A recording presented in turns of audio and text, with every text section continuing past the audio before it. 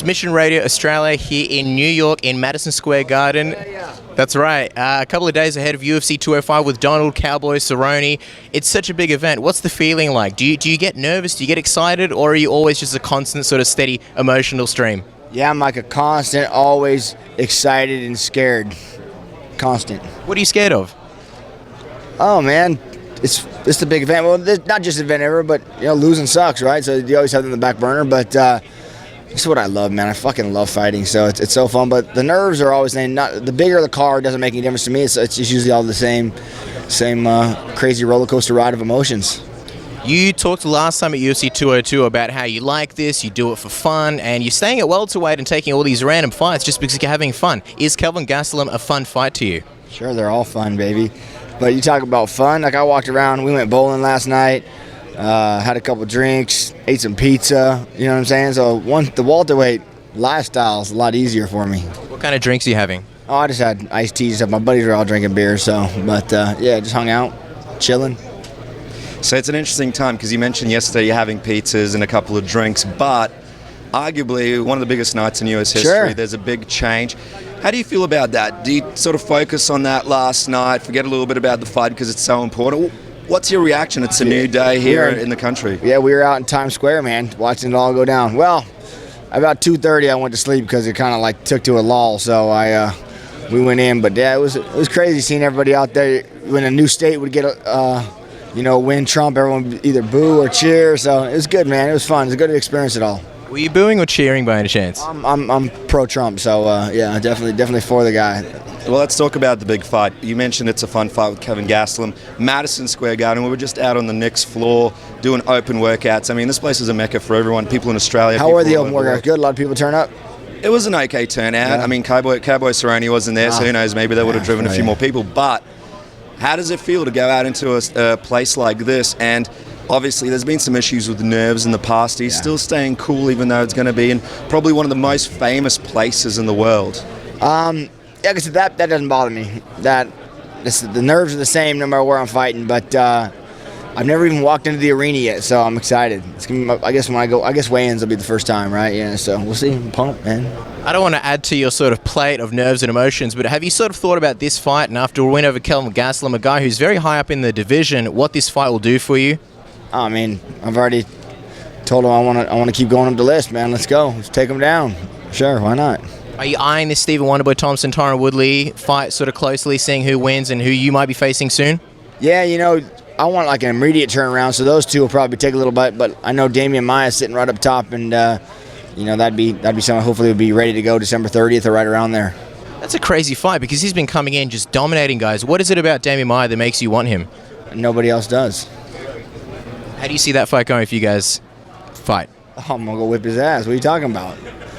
Just like BJ Penn, I don't put these gloves on and fucking go out there and lose. So, yeah, I'm going to win, baby. You're a man with options. If Conor McGregor does win this Saturday night, he becomes the lightweight champion. I know you focus on the welterweight division, but a fight with Conor McGregor is, I guess, a lot of people's goal in the UFC. You never know. Injuries happen last second. So much stuff happens all the time. Is that a fight you'll be potentially getting ready for if he does become the champion and keeps the belt? Sure. Any fight is a fight I'm ready for, man. So it's am I going to 55? Absolutely. I'm staying at 70? Absolutely. If I go to 85, sure. I don't give a shit. At 202, you spoke about how if you do fight Conor McGregor or even an Eddie Alvarez, it's not a money fight for you because you don't get those pay-per-view dollars. Is that something you're hoping to change soon?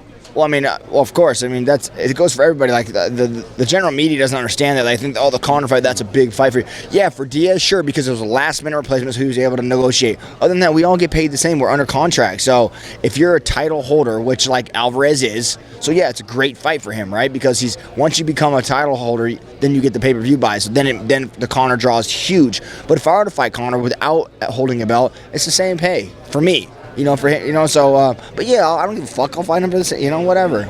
Would there be a part of your mindset where if they offered you, say, Conor or Eddie, obviously you're not a guy to turn down fights, but would you want to sort of delay that once you sort of have those pay-per-view dollars, no? No such thing as delaying for me. Let's go, bring it on. It's interesting because you mentioned your support for the MMA union. Everybody was talking about that. Quick question, has anybody been in touch with you since you had that media luncheon? I haven't spoken with anybody, but I've had 3 or 4 people reach out to me. And the most funny thing, people are like, Cowboy, how are you fucking pro-Trump and pro-union? That's like double negative, and I'm like, hey man, I can't support what I want to support. Just on the bus ride over here, I was talking with all the fighters on the bus and just getting their ideas, because I know nothing about a union. I don't even I just said I want to be the face for it. I don't really know what the fuck I'm talking about. Like I know the things that I want, but I need to sit down with whoever's trying to address this, and I need to see what they're standing for, what their angles are, because I'm not going to set myself up like, oh, that's a terrible idea. You know what I mean? So it has to all make sense. It has to all make sense for everybody else. Like if I was where I am in any other organization, I'd be coming up on a pension, on a 10-year pension. You know what I'm saying? And there's a lot of fighters that after they're gone from the UFC, what are they doing? So those are things I want to address. Healthcare, the pay, fuck, whatever. I mean, that is what it is, and that'll all get, I'm sure, handled in there. But it's mostly the pension. What do we do after the healthcare? Those are the real things that I'm concerned about. What was the general consensus? You said you spoke to the other guys in the bus. What were their feelings on it? Same thing, man. Everyone's really like me. Like, yeah, great idea. You do it, Cowboy, and then we'll kind of get behind you. And I don't care. I feel like I've paid my fucking way in this sport, man. So I'll gladly stand and be the face. And like I said, I need to have something to stand on, because I don't know what the fuck I'm talking about, man. I honestly don't. If someone came at me and fired me some shit about the union, I'd be like, I don't know. So I need to like really study and know what the fuck I'm talking about, so I sound intelligent when I'm up there being the face of this motherfucker. It's interesting because a lot of fighters, they seem very reserved, maybe possibly afraid. Why are you so unafraid, and why are you so happy to sort of stand out there and say, hey, I'll be the captain of this team? Because they're worried that they're going to get cut, or they're going to get benched, or they're going to, you know what I mean? And you're not worried about that? Yes and no. I mean, shit. Hopefully I've made a name where people want to see Cowboy fight, and they know that. And hey man, WE who just bought the UFC, bro, their whole entertainment is all union, all SAG. I mean, they understand, and Franklin Roosevelt, if I'm gonna work in a factory, I'm gonna be in a union. You know what I mean? It's just what it is. What's your relationship like with the new owners? Have you had a chance to speak Sure, with them? And have you had any yeah. backlash since you made those comments? No backlash. I don't think they would backlash. I mean, I just, it's fucking America, man. I can say whatever I want, right? I can freely, openly talk about anything I want, and you shouldn't be accountable for backlash. But I don't know.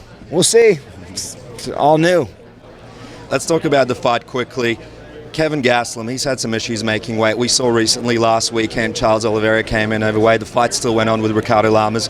Are you worried at all about Gastelum missing weight? And if he does, is the fight still happening? Yeah. If he comes in at 180, the fight's still happening. I don't give a shit. Make weight, don't make weight. Let's fucking throw down. It's one of the reasons why the people love watching you. How do you see this fight going? You seem like the kind of guy who'll get in there and do whatever happens, but is there any particular thing that you're visualizing? I don't know about visualizing.